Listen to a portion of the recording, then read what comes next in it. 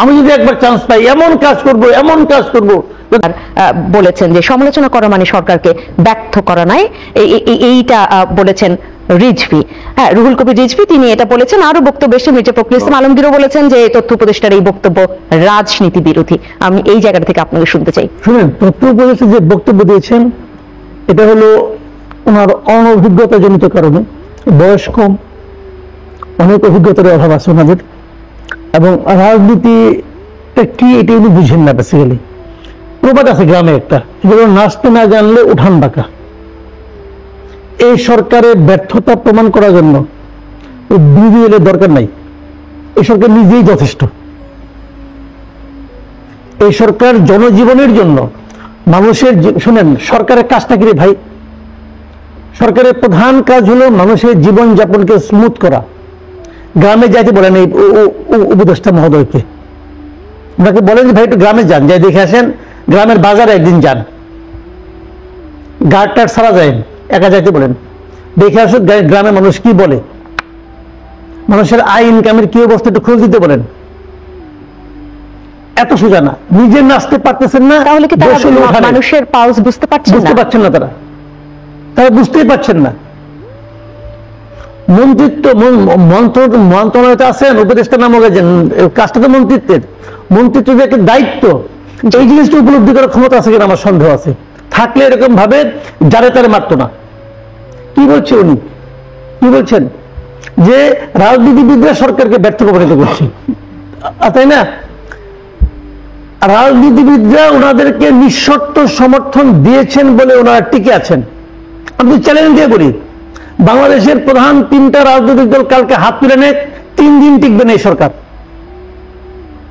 Just 3 দিন টিকবে না। আমি চ্যালেঞ্জ। যা করতেছে বিএনপি সাপোর্ট দিয়ে যাচ্ছে, যা করতেছে জামাত ইসলাম সাপোর্ট দিয়ে যাচ্ছে। বললাম তো, রাজনীতিবিদরা যদি সাপোর্ট না দিত এই সরকার 3 দিন টিকতো না। তাদের সঙ্গে পায়ে পাড়া দিয়ে ঝগড়া করতেছে। সাপোর্টটা কি তারা অনুধাবন করছেন না? করা উচিত, করা তো উচিত। বললাম এইটাই হলো অনভিজ্ঞতার স্বাক্ষর, এইটাই হলো অনভিজ্ঞতা।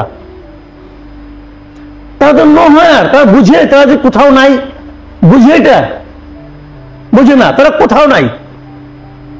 কিভাবে থাকবে? মানুষের মনে পর্যন্ত নাই, মানুষের হৃদয়ে পর্যন্ত নাই। এখন তারা আছে খালি পোস্ট দেওয়ার জন্য, কারে কোথায় বসানো যাবে, কারে কোথায় মানে কোথায় অমুকে বসানো যাবে, তমুকে বসানো যাবে, তারা কোথাও নাই, কোনো খবর রাখে না তো। ভাই দেশটা অনেক বড়। তারা কি বলতেছে? তারা সংস্কার করবে। ওকে ফাইন, আপনি সংস্কার করেন। আপনি কি এখন পর্যন্ত প্রমাণ করতে পারছেন যে সংস্কার করার এবিলিটি আপনার আছে? আপনি এমন 21টা করে শুনলাম যে সংস্কার কমিশন করছে, এইগুলি করে তাদের কাজ। তারা দেশটাকে পথে আনবে, আনেন পথে, কোনো সমস্যা নাই, আমরা তারা যে প্রমাণ করেন যে পথে যে আনতে চান এর এবিলিটি আপনার আছে, সেটা প্রমাণ করতে পারছেন? কোন একটা কমিশনের নাম বলেন আপনি? একমাত্র আমি নির্বাচন সংসদীয় কমিশনটা আছে, এটাকে আমি আপ টু দ্য মার্ক মনে করি। এছাড়া কোন কমিশনটা সঠিক হয়েছে অত দূর বাদ দেন, কিচ্ছু বুঝি না, ধরেন আমি কিছুই বুঝি না। ভাই আমি তো গণমাধ্যম বুঝি রে ভাই, গণমাধ্যমে তো 35 বছর, তো গণমাধ্যম বিষয়ক সংস্কার যে কমিশন করছে এটা কিছু হয়েছে? প্রধান যারা করছে সে বাংলাদেশের সাংবাদিকতা বুঝে? থাকে আমেরিকা, লন্ডনে, সে থাকে লন্ডনে, ওইখান থেকে সে বাংলাদেশের গণমাধ্যম ঠিক করবো বুঝে গেছে। বাংলাদেশের সাংবাদিক বুঝে না, সংবাদ বুঝে। কিছুদিন আসছিল, কিছুদিন ডেপুটেশনে আসছিল প্রথম আলোতে সাংবাদিকতা বোঝানোর জন্য, পরে পলাইছে, পরে বিদায় হয়েছে। তাকে দিয়ে কাজ চলে নাই, তাকে দেওয়া হয়েছে গণমাধ্যম কমিশনের চেয়ারম্যান। আর যাদেরকে আনছে তাদের প্রত্যেককে আমি চিনি, নাম ধরে ধরে বলতে পারি। কি জিনিস এরা বাংলাদেশে গণমাধ্যম সংস্কার করবে, আমার সামনে যে সংস্কার করবে, আমি তা বিশ্বাস করি না। বললাম তো, অন্যান্য কোন কমিশন রয়েছে? সবচেয়ে বিতর্কিত কমিশন যেটা কি সংবিধান সংস্কার কমিশন, যারা প্রধান বানাইছে সে আমার পার্সোনালি, আমার ব্যক্তিগতভাবে আমার টিচার ছিল ইউনিভার্সিটিতে। কোন ডিপার্টমেন্টে? জার্নালিজম ডিপার্টমেন্টের টিচার।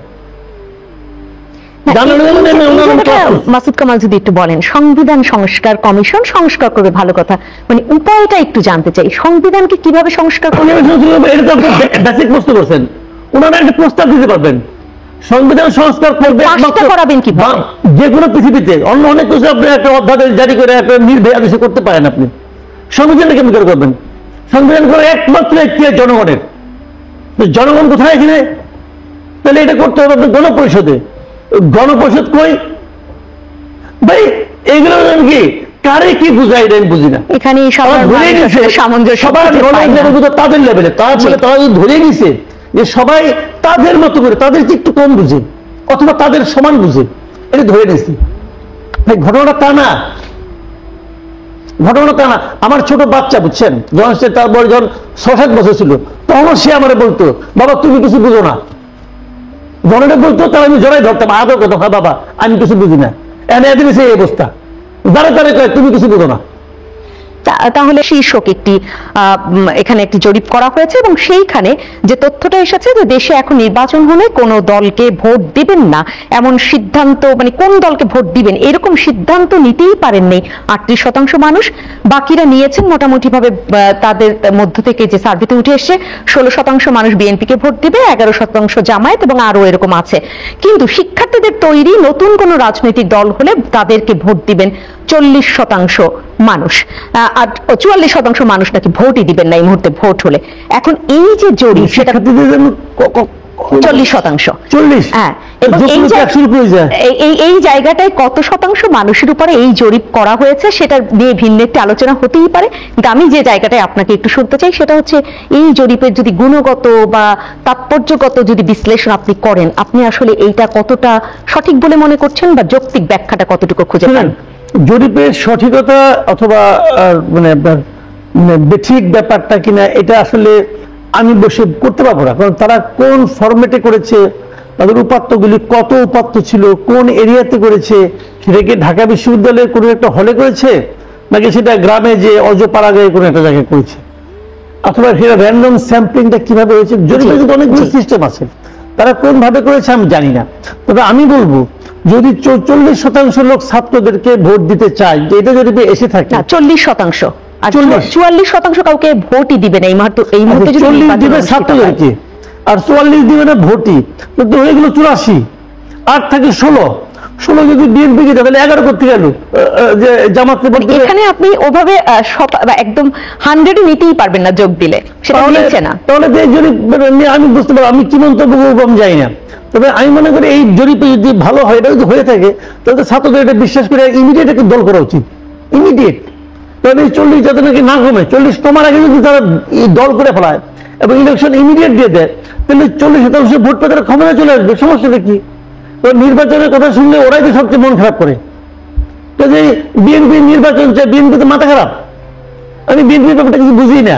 এই তারা বলতেছে যে বিএনপি সহ সব দল তাদেরকে মানে ব্যর্থ করতেছে, আবার বিএনপির এক নেতা আমার পাশে বসে বলে